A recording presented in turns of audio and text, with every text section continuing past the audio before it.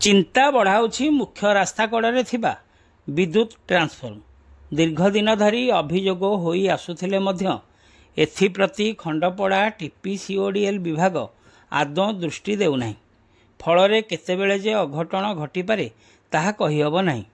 घटनारू प्रकाश खंडपड़ा सहर स्थित NAC office ठारू महिला महाविद्यालय को जिबा रास्तारे नूतन भावे निर्माण हेउथिबा स्मार्ट पार्क लगी एक विद्युत ट्रांसफॉर्म दीर्घ दिन धरी रास्ता उपरकू कभर करी रही, जहाँकि एबे संपूर्ण विपदपूर्ण भाव रही।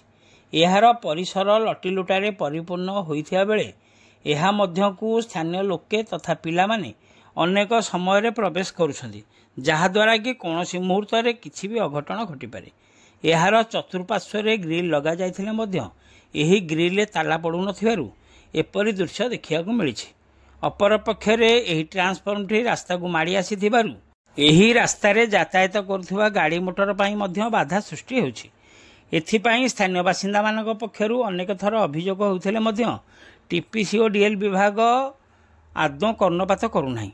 तेणु खंडपड़ा टीपीसीओडीएल विभागीय अधिकारी और स्थानीय प्रशासन पक्षरु एथिप्रति स्वतंत्र दृष्टि दिया जाई एही ट्रांसफॉर्मटी को लगी रही समस्यार स्थायी समाधान कराई पदक्षेप नेबार आवश्यकता रही एवं एही ट्रांसफॉर्मटी को संपूर्ण परिष्कार रखापी साधारण दाबी हो।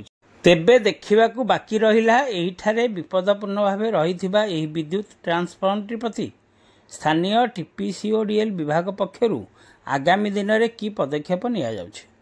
खंडपड़ारू संतोष कुमार साहू रिपोर्ट, खंडपड़ा खबर।